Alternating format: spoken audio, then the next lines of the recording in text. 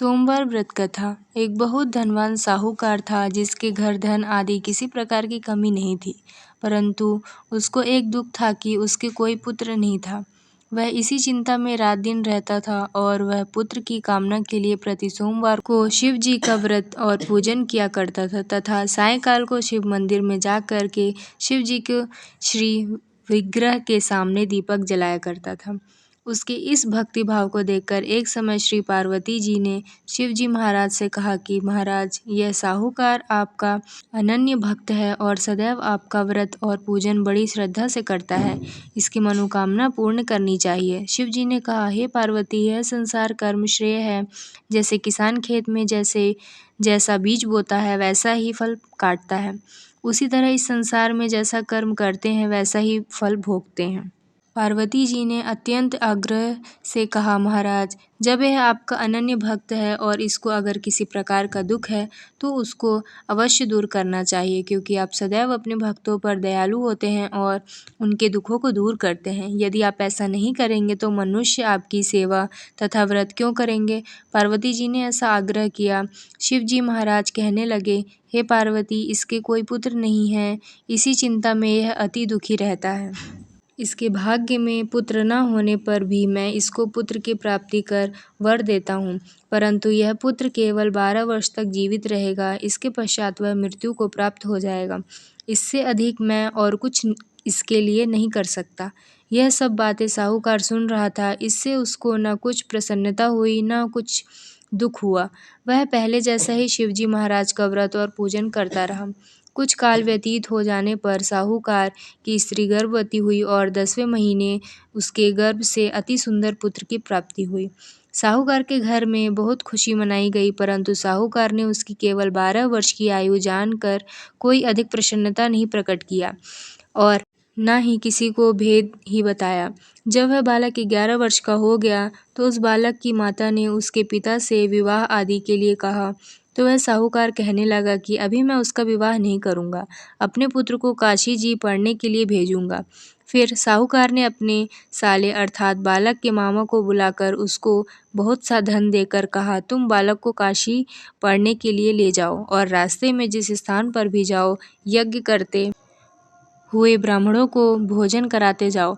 वह दोनों मामा भांजे यज्ञ करते और ब्राह्मणों को भोजन कराते जा रहे थे। रास्ते में उनको एक शहर पड़ा। उस शहर में राजा की कन्या का विवाह था और दूसरे राजा का लड़का जो विवाह कराने के लिए बारात लेकर आया था वह एक आंख से काना था। उसके पिता को इस बात की बड़ी चिंता थी कि कहीं वह वर को देख कन्या के माता पिता विवाह में किसी प्रकार की अड़चन पैदा न कर दें। इस कारण जब वो उसने अति सुंदर शेठ के लड़के को देखा तो मन में विचार किया कि क्यों न दरवाजे के समय इस लड़के से वर का काम चलाया जाए। ऐसा विचार कर वर के पिता ने उस लड़के और मामा के बात की तो वे राजी हो गए। फिर उस लड़के को वर के कपड़े पहना तथा घोड़ी पर चढ़ा दरवाजे ले गए और सब कार्य प्रसन्नता से पूर्ण हो गया। फिर वर के माता पिता ने सोचा कि यदि विवाह कार्य भी इसी लड़के से करा लिया जाए तो क्या बुराई है। ऐसा विचार कर लड़के और उसके मामा ने कहा, यदि आप फेरों का और कन्यादान के काम को भी करा दें तो अपनी बड़ी कृपा होगी और मैं इसके बदले में आपको बहुत कुछ धन दूंगा। तो उन्होंने स्वीकार कर लिया और विवाह कार्य भी बहुत अच्छी तरह से संपन्न हो गया। परंतु जिस समय लड़का जाने लगा तो उसने राजकुमारी की चुनरी के पल्ले पर लिख दिया कि तेरा विवाह तो मेरे साथ हुआ है, परंतु जिस राजकुमार के साथ भेजेंगे वह एक आंख से काना और मैं काशी जी पढ़ने जा रहा हूँ। लड़के के जाने के पश्चात उस राजकुमारी ने जब अपनी चुनरी पर ऐसा लिखा हुआ पाया तो उसने राजकुमार के साथ जाने से मना कर दिया और कहा कि यह मेरा पति नहीं है, मेरा विवाह इसके साथ नहीं हुआ है, वह तो काशी जी पढ़ने गया है।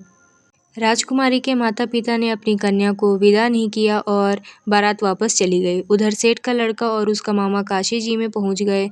वहां जाकर उन्होंने यज्ञ करना और लड़के से पढ़ना शुरू कर दिया। जब लड़के की आयु 12 साल की हो गई उस दिन उन्होंने यज्ञ रचा था कि लड़के ने अपने मामा से कहा, मामा जी, आज मेरी तबीयत कुछ ठीक नहीं है। मामा ने कहा, अंदर जाकर सो जाओ। लड़का अंदर जाकर सो गया और थोड़ी देर में उसके प्राण निकल गए। जब उसके मामा ने आकर देखा तो वह मुर्दा पड़ा था तो उसको बड़ा दुख हुआ और उसने सोचा कि अगर मैं अभी रोना पीटना मचा दूंगा तो यज्ञ का कार्य अधूरा रह जाएगा। अतः उसने जल्दी से यज्ञ का कार्य समाप्त कर ब्राह्मणों के जाने के बाद रोना पीटना आरंभ कर दिया। संयोगवश उसी समय शिव पार्वती उधर से जा रहे थे। तब उन्होंने जोर जोर से रोने की आवाज़ सुनी तो पार्वती जी कहने लगी, महाराज कोई दुखिया रो रहा है, इसके कष्ट को दूर कीजिए। जब शिव पार्वती जी पास जाकर देखा तो वहाँ एक लड़का मुर्दा पड़ा था। पार्वती के कहने लगी, महाराज यह तो उसी सेठ का लड़का है जो आपके वरदान से हुआ था। शिव जी कहने लगे, हे पार्वती इसकी आयु इतनी थी सो यह भोग चुका। तब पार्वती जी ने कहा, हे महाराज इस बालक को और आयु दो, नहीं तो इसके माता पिता तड़प तड़प कर मर जाएंगे। पार्वती जी के बार बार आग्रह करने पर शिव जी ने उनको जीवन वरदान दिया और शिव जी महाराज की कृपा से लड़का जीवित हो गया। शिव पार्वती कैलाश पर्वत चले गए। तब वह लड़का और मामा उसी प्रकार यज्ञ करते तथा ब्राह्मणों को भोजन कराते और अपने घर की ओर चल पड़े। रास्ते में उसी शहर में आए जहाँ उसका विवाह हुआ था। वहाँ पर आकर उन्होंने यज्ञ आरंभ कर दिया तो उसके लड़के के ससुर ने उसको पहचान लिया और अपने महल में ले जाकर उसकी बड़ी खातिरदारी की। साथ ही बहुत दास दासियों सहित आदर पूर्वक लड़की और जमाई को विदा किया। जब वह अपने शहर से निकट आए तो मामा ने कहा कि मैं पहले तुम्हारे घर जाकर खबर कर लेता हूँ। जब उस लड़के का मामा घर पहुंचा तो लड़के के माता पिता घर की छत पर बैठे थे और यह प्रण कर रहा था कि यदि हमारा पुत्र सकुशल लौट आया तो हम राजा खुशी नीचे आ जाएंगे, नहीं तो छत से गिरकर अपने प्राण खो देंगे। इतने में उस लड़के के मामा ने आकर यह समाचार दिया कि आपका पुत्र आ गया है। तो उसको विश्वास नहीं आया और उसके मामा ने शपथ पूर्वक कहा कि आपका पुत्र अपनी स्त्री के साथ बहुत सारा धन साथ लेकर आया है। तो सेठ ने आनंद से कहा, उसका स्वागत किया और बड़ी प्रसन्नता के साथ रहने लगे। इसी प्रकार से जो कोई भी सोमवार के व्रत को धारण करता है अथवा इस कथा को पढ़ता या सुनता है उसकी समस्त मनोकामनाएं पूर्ण होती हैं। तो बोलो शंकर भगवान की जय।